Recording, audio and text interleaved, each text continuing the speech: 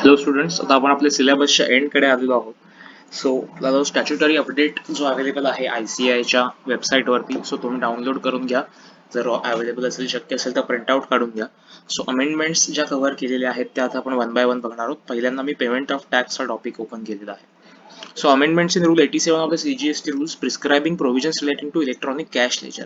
Okay, तर काय म्हटलंय बघा. The second proviso to Subrule 2, which gave an option to a person supplying OIDAR service from a place outside India to a non-taxable online recipient to generate challan through the board's payment system, namely electronic accounting system in excise and service tax, has been omitted. Subrule 9 मध्ये provided that any amount deducted under section 51 or collected under section 52 and claimed in form GSTR2 by the registered taxable person from whom the said amount was deducted or as the case may be collected shall be credited to his electronic cash ledger in accordance with the provisions of Rule 87. The letters and figures in form GSTR02 and words and figures in accordance with the provisions of Rule 87 have been omitted in Subrule 9. आता तुम्हाला माहिती आहे की ज्यावेळी TDS आता हे OIDR चा जो पोर्शन आहे हा ऍक्च्युअली काय सांगितलंय त्यांनी, तर हा जो ऑप्शन दिलेला होता तो ओमिट केलेला आहे.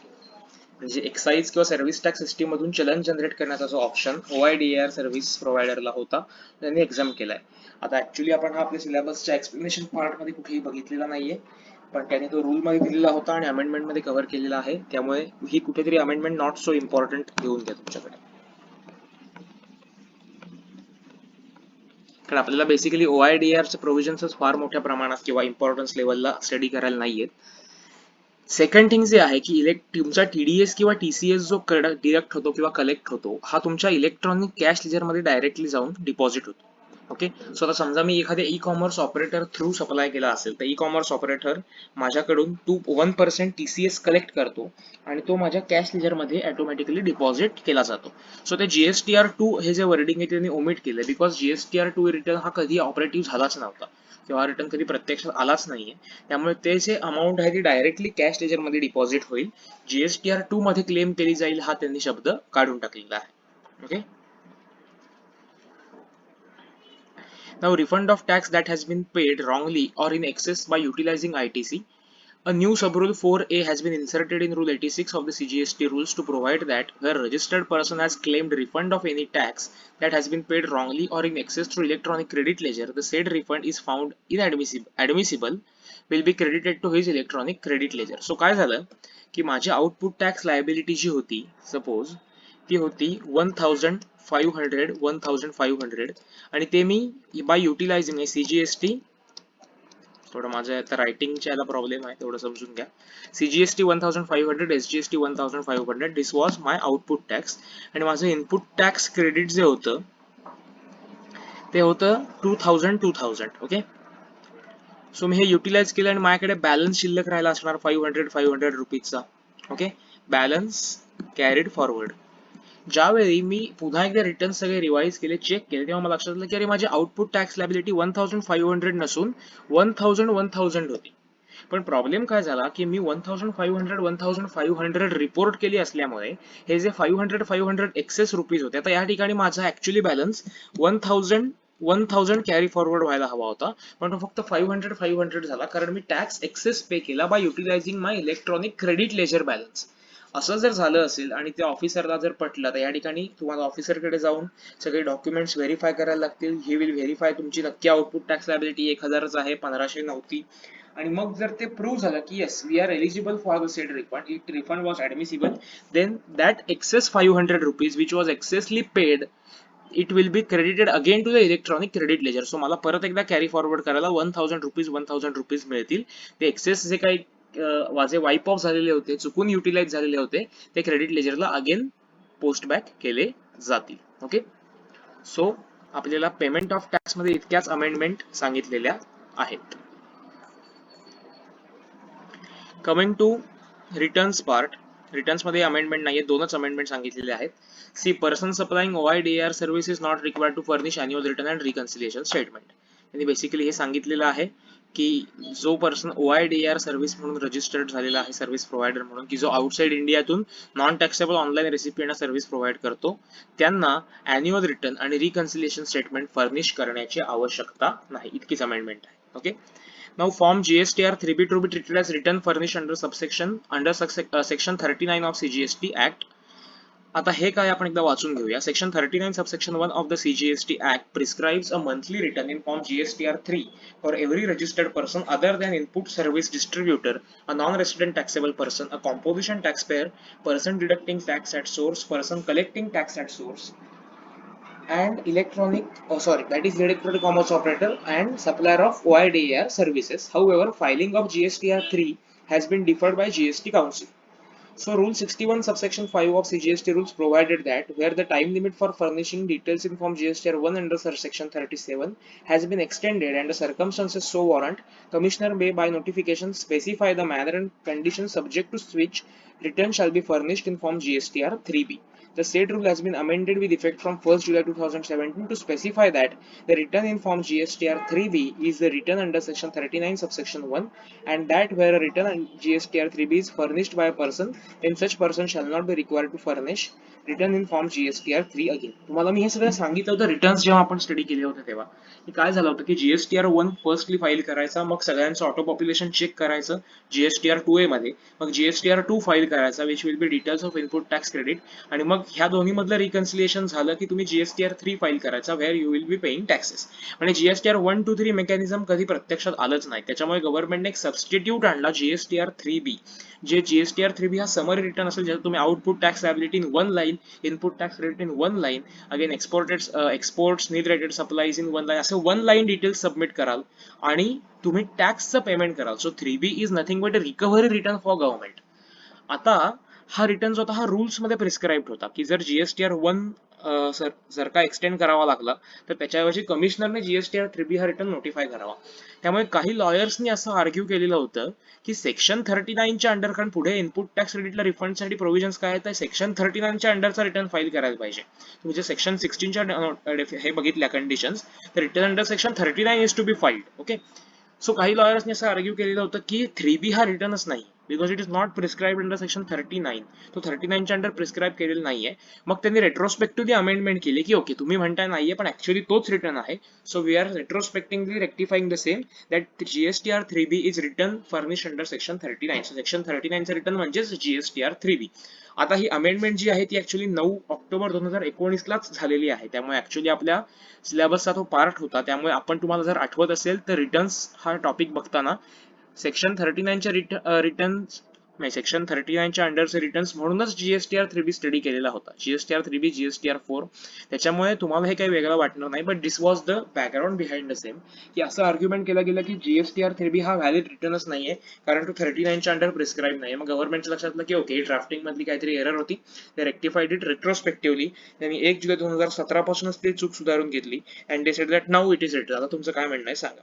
So input tax credit claim करण्यासाठी आता एकच रिटर्न आपल्याकडे एक्झिस्टंट आहे, तो म्हणजे GSTR 3B. Because GSTR 2A is only for view purpose. त्याच्यात तुम्ही काहीही ऍक्शन क्लेम करू शकत नाही, ऍक्शन घेऊ शकत नाही. ओके, सो या ठिकाणी आपल्या amendments for the topic returns याही कम्प्लीट झालेल्या आहेत. फॉर पेमेंट ऑफ टॅक्सही कम्प्लीट झालेले आहेत.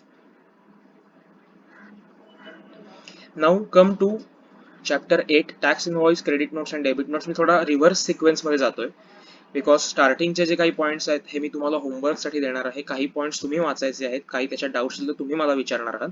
इनपुट टॅक्स क्रेडिटचा पोर्शन मी एक्सप्लेन करणार आहे, पण बाकीचे पार्ट्स जे आहेत ते तुम्हाला कुठेतरी रीड करायचे आहेत. ओके, सो टॅक्स इनव्हॉइसच्या पोर्शन वरती या. चॅप्टर 8. येस,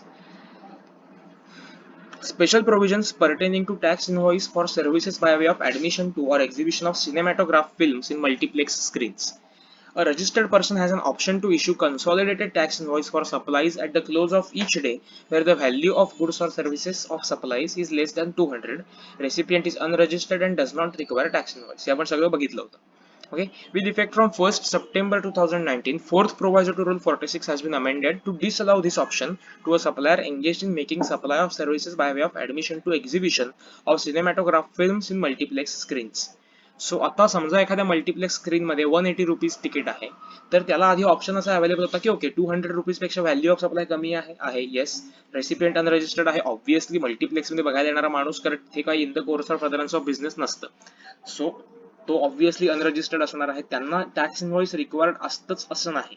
ओके, सो ह्या सगळ्या केसेसमध्ये सिनेमॅटोग्राफिंग फिल्म्स जे पब्लिश करतात, एक्झिबिट करतात, त्यांना ऑप्शन असा होता की they can exercise to create a single consolidated invoice at the day end for every show, की एका शोचा टोटल इनव्हॉइस ओके 36,000 रुपये, कारण याच्यामध्ये 180 रुपये तिकीट्स असेल तर 200 तिकीट्स आम्ही सेल केलेली आहे, त्या सगळ्याचं आम्ही एकच इनव्हॉइस प्रिपेअर केलं.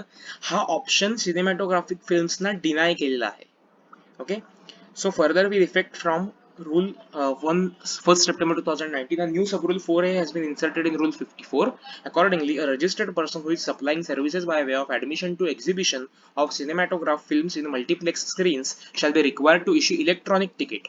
The said electronic ticket is deemed to be tax invoice even if such tickets does not contain the details of recipient of service but contains the other information as mentioned in rule 46. So ह्या गोष्टी आपण बघितलेल्या होत्या. Moreover, supplier of such services in a screen other than multiplex screens also has been given an option to follow the above procedure. So हे compulsion जे आहे ते फक्त मल्टीप्लेक्स स्क्रीन्स मध्ये सिनेमॅटोग्राफ फिल्म्स एक्झिबिट करणाऱ्यांवरती आहे. जर मल्टीप्लेक्स नसेल तर त्यांना हा ऑप्शन अजूनही व्हॅलिडली अवेलेबल आहे की ते 200 पेक्षा कमी जर कन्सिडरेशन असेल तर they can issue a consolidated tax invoice. पण हा जो खालती त्यांनी ऑप्शन घातला की ओके तुम्ही इलेक्ट्रॉनिक तिकीट इश्यू करा आणि electronic ticket will be deem to be tax invoice जर त्याच्यावरती रेसिपियंट ऑफ सर्व्हिसचे डिटेल्स सोडून बाकी सगळे डिटेल्स असतील तर. हा पोर्शन आपण बघितला होता.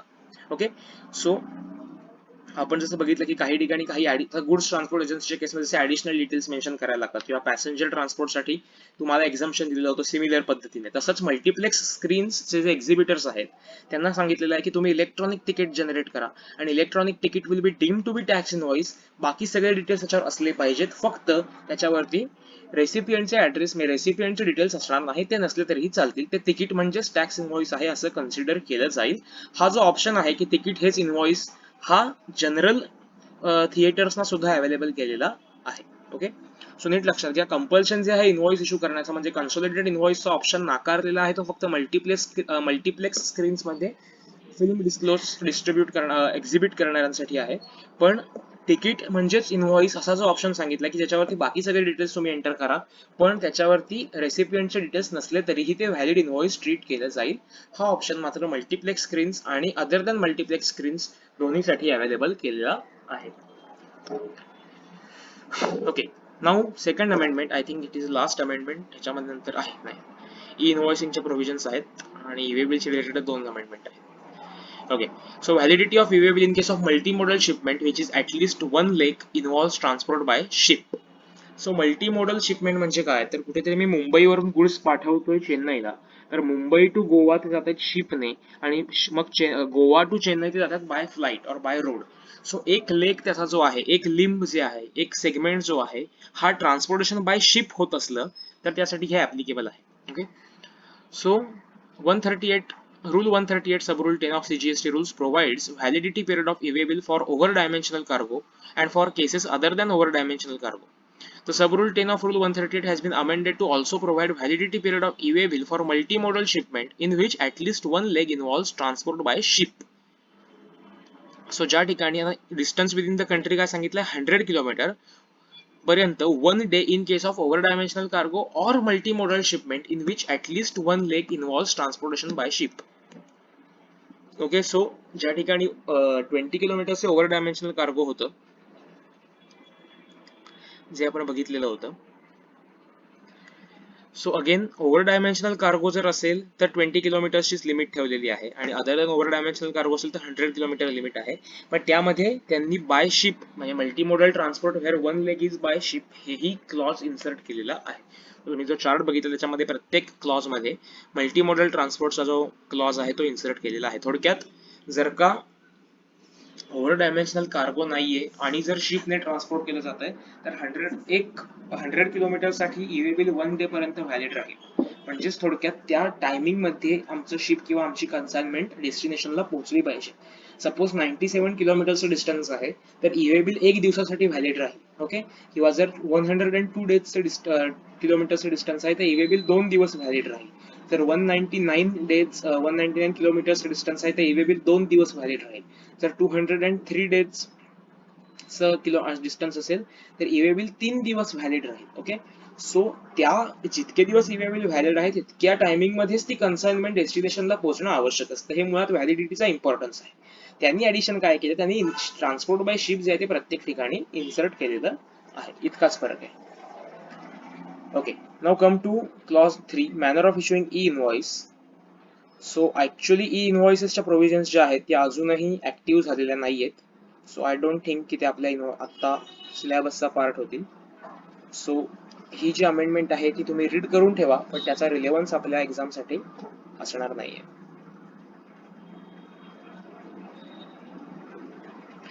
Restriction on furnishing information in part A of EWB1. तुम्हाला माहिती आहे की EWB चे दोन पार्ट्स आहेत, पार्ट ए आणि पार्ट बी. पार्ट ए मध्ये आपण आपल्या गुड्सचे डिटेल्स, त्याच्यानंतर सप्लायर अँड रेसिपियंटचे डिटेल्स मेन्शन करतो. सो त्याच्यावरती रेस्ट्रिक्शन काय ती बघूया. No person including a consignor, consignee, transporter, e commerce operator और a courier agency shall not be allowed to furnish the information in part A of the GSTWB1 in respect of the following registered person, whether as supplier or recipient: a person paying tax under composition scheme or notification 2/2019 dated 7th March has not furnished a statement or statement for payment of self-assessed tax for 2 consecutive quarters. So basically composition tax payer quarterly return file करतो. तुम्हाला माहिती आहे प्रत्येक quarter दर 3 महिने त्याचं return filing असतं. So जर 2 क्वार्टर सलग रिटर्न नाही फाईल केले तर ऑटोमॅटिकली ऍज अ सप्लायर किंवा as a recipient E way bill prepare होऊ शकत नाही. ओके, त्यांनी काय हे केलं बघा की त्यांनी बिझनेस तुमचा अफेक्ट करायला सुरुवात केली. जर लोक काय करत होते, लोक रिटर्न फायलिंग करत नव्हते. सो लोकांनी रिटर्न फाईल करायला पाहिजे म्हणून त्यांनी काय केलं की ओके, तुम्ही कॉम्पोजिशन टॅक्स पेअर्स आहात आणि जर तुम्ही 2 क्वार्टर सलग रिटर्न नाही फाईल केले तर ऑटोमॅटिकली तुम्हाला ई वे बिलचा पार्ट ए जनरेट करता येणार नाहीच. तसंच ऍज अ रेसिपियंट म्हणून तुमचा सप्लायर जर तुम्हाला गुड्स सेंड करत असेल तर त्यालाही पार्ट ए जनरेट करता येणार नाही.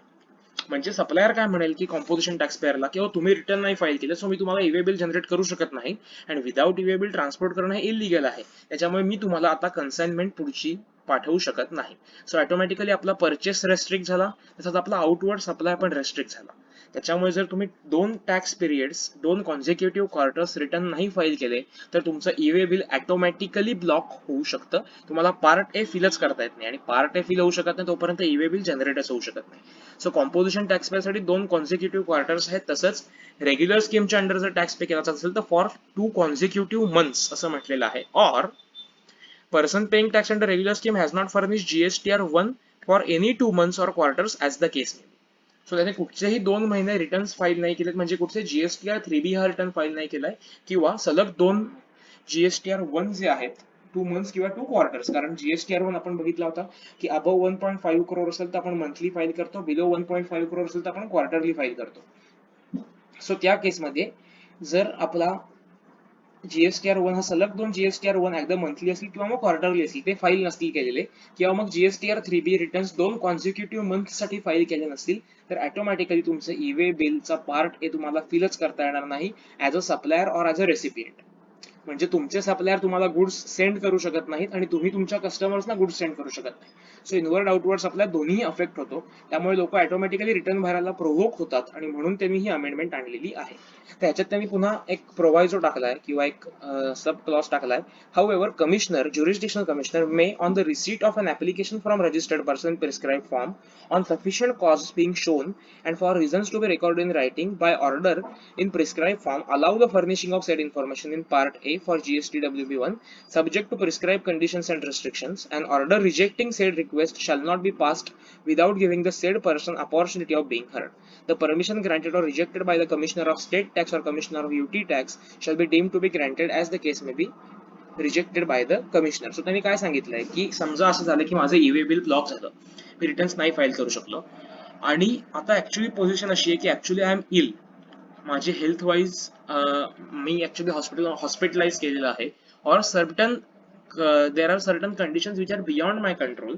तर मग माझा ट्रेड अफेक्ट होऊ नये म्हणून मी कमिशनरला इन प्रिस्क्राईब फॉर्म अप्लाय करू शकतो की okay so and so reasons मी रिटर्न फाईल नाही करू शकतोय, so you please allow to generate me e way bill और generate e way bill on me. माझ्या सप्लायरला अलाउ करा किंवा मला अलाउ करा ई वे बिल जनरेट करण्यासाठी.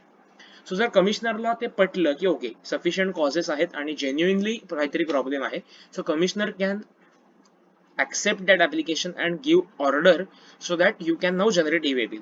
पण कमिशनर हे ऍप्लिकेशन रिजेक्ट पण करू शकतो. कमिशनरच्या नावामध्ये पॉवर ठेवलेली आहे, पण कमिशनरला हे ऍप्लिकेशन रिजेक्ट करण्यापूर्वी ऍप्लिकंटला एक opportunity of being heard as a principle of natural justice, म्हणजे त्याला याचं म्हणणं मांडण्याची एक संधी देणं आवश्यक असतं.